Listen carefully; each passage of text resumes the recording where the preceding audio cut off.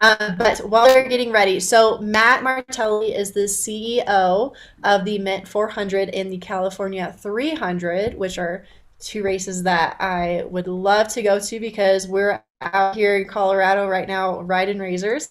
And then we have Kevin Miller, who's the CEO of USAC. And so we're going to talk about proper activation, how we can increase results, and the ROI for sponsorships and cost of activations as well too. So, hi guys, how are you doing today? Great. How you guys doing? Great, Megan. How are you?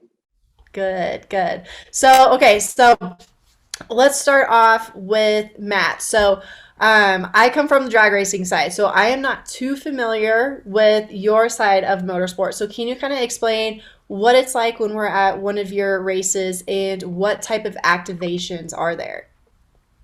Yeah, absolutely. So we have a unique sport in that we're racing in the desert. So we don't have a lot of infrastructure, which sometimes makes activation more challenging. However, the Mint 400 has been happening since 1968 in Las Vegas. So we have part of our activation downtown Las Vegas on Fremont Street.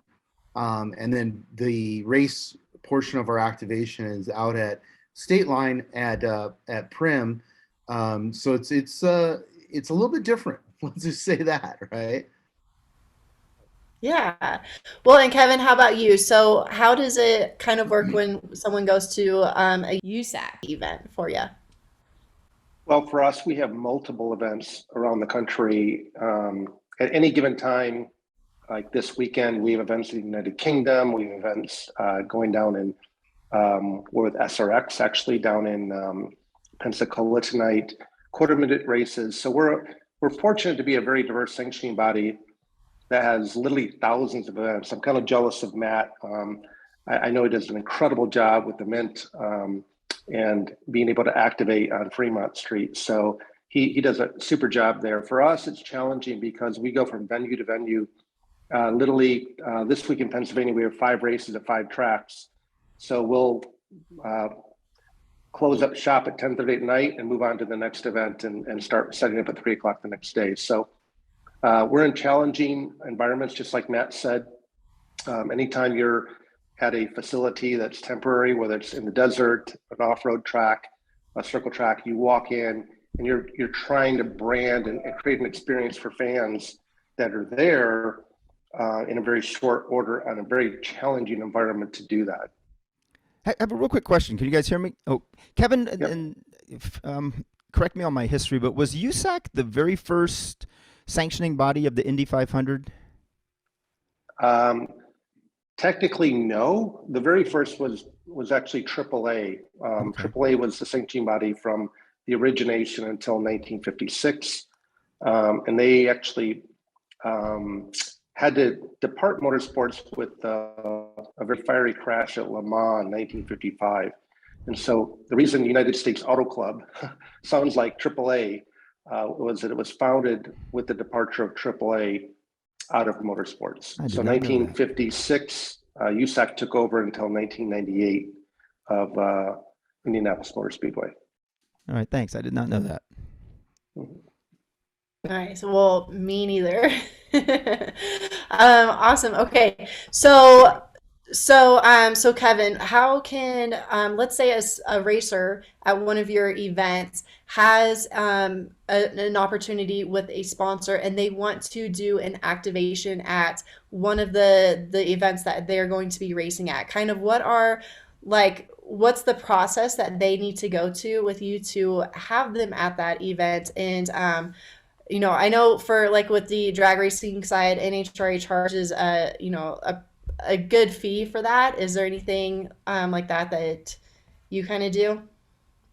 Actually, no. So I'll give you a couple of different examples. Again, we're so diverse and we have different stories to tell. We run a new Porsche series. It's about 2 years old. Run at all the big venues. We're just in Miami with Formula One, and we have some of the drivers come to us all the time, trying to activate their relationships, which they come to us as a series because we have an expanded footprint in front of the fan base than just one car. And we're more than willing to help out. On the sprint car side, on the dirt track side, we tell our drivers, come to us. The entire game changed about 3 years ago with streaming video and online live production. In 2019, we went on board with Flow Sports, and it's a struggle for a driver to put a sticker on a car and charge a sponsor significant money when he has nothing to do with the production of the entire event. That's from the announcer, from the pit reporter talking. So the driver does have to engage the series and try and say, look, how do I get my sponsor into the show, and how do I do more things? We're looking for examples. I'll give you one. We went to a couple of our drivers with an oil company. 5 of our drivers are sponsored by AMSOIL.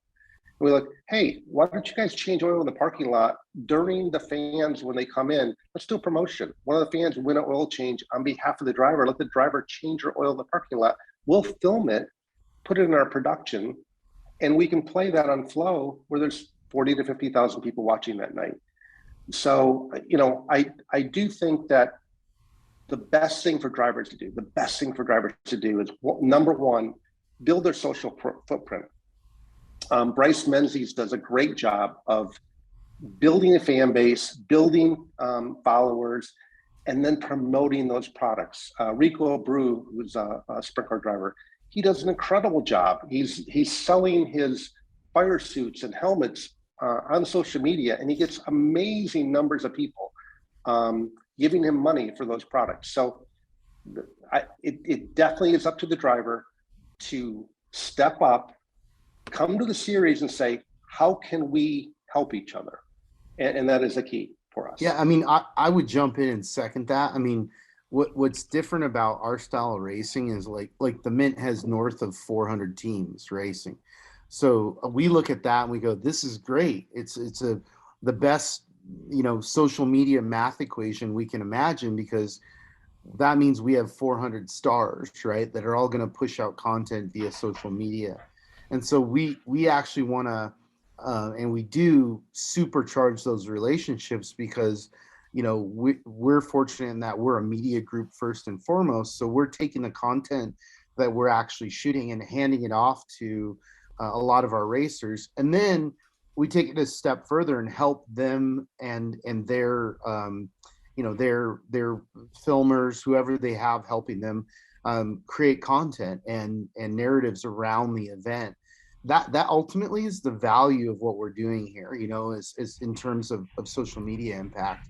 It's got these unique layers, and how it plays into how you activate at events. It's layer number one is the racers, right? Layer number two is what is the activation that the sponsors are doing, and layer number three is what are all the spectators doing and saying online, right? We encourage all that. So it's a math equation. It's like if we have 400 race teams with roughly 10 people per team in support, you do the math right there, and that's just racers, right? That's 4,000 people. Then add bigger teams and so on and so forth, force multiplied with spectators, 40 to 60,000 spectators, and all of a sudden you have a massive impact, right? So it plays a big part, and we encourage racers to be aggressive, both at our event, leading into our event, post event, and even beyond that. Yeah, we actually give our racers, we give them information during the day before a race to be able to post things. And for racers, it's one thing to make a post. It's easy to say, hey, I'll be racing tonight and tag my sponsor. But in reality, what the sponsors are looking for engagement. How are you engaging that brand with your followers, or engaging that brand with the series? It's getting people to talk about the brand. So I've had a lot of sponsorships in the last few years, and obviously there's definitely a different generation of marketing managers at companies that manage brands today, that when I was my former days of managing the Mopar brand, we didn't have measurement tools. The old story was, well, how do you know you're getting your payback in motorsports? You don't. It's a gut feel. Today, it's all about measurement. So brands are sitting there measuring. They're not just measuring how many followers you have. They're measuring how many engaged followers you have. How many people are talking about your post? How many people are liking your post? So when you're engaging a brand as a driver and you're putting that brand out there, one, you need to do it in a positive light for the most part, but you're trying to engage people to talk about that interaction with that brand. And so as a racer, again, sometimes with the series, it can be challenging.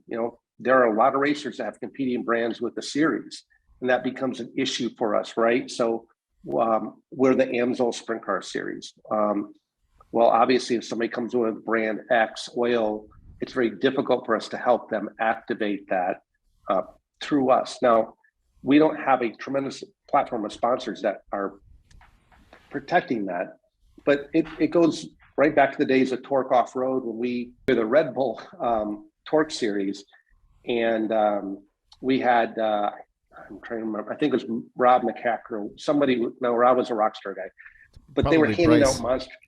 No, it was They were Greaves. handing out cans. It was Greaves. It was Greaves. Yeah. Handing out cans of Monster Energy from his pit, and so the Red Bull guys were all torqued up, and take down the Monster. So we had to make rules. You couldn't have a Monster or a banner that went over the top of your semi or the height. So series have to do these things and work with the drivers to help them still get those sponsorships, but also pay respect to, obviously going to Crandon, and they have a whole another list of sponsorships. So there's always give and take in the world of sponsorships, because tracks, racers, and series have all different sponsors, and we all have to work together to make it work. Hey, Kevin, real quick, I want to jump in, and I remember those days at Torque, the Monster and the Red Bull, and I've had the same thing with Power Tools. I had Bosch and Makita going head to head, and what can a team do if they're on the wrong side of the series sponsorship? If the series sponsors the competitor of the racer, what are ways racers can still get their sponsors exposure and visibility? Number one, they win. There you go. Because we have seen cases where we've had some pretty ticked off sponsors when they're giving the series money, but the other guy's winning all the time. So that generally torques up sponsors enough, I go back to my Mopar days. We were at the Mopar Mile High Nationals, which Mopar sponsored the event, but Chevrolet was the official car of the track. But in the suite, you had the Mopar suite and the GM suite side by side, and as the pro stocks went down the strip, the banging on the walls and some of that rivalry is very healthy with sponsors, because in my past, sponsors want to win, and it's not just about sponsoring. You're there because you have a competitive edge. I've been through a lot of our series where you have a spec tire or spec engines, and it's not fun. Go back to IndyCar when they had one engine, the Honda engine. It wasn't fun for Honda to have a spec series. They want to win and compete and then brag about it. And most sponsors are in it for that competitive spirit as well. You got to feed that spirit.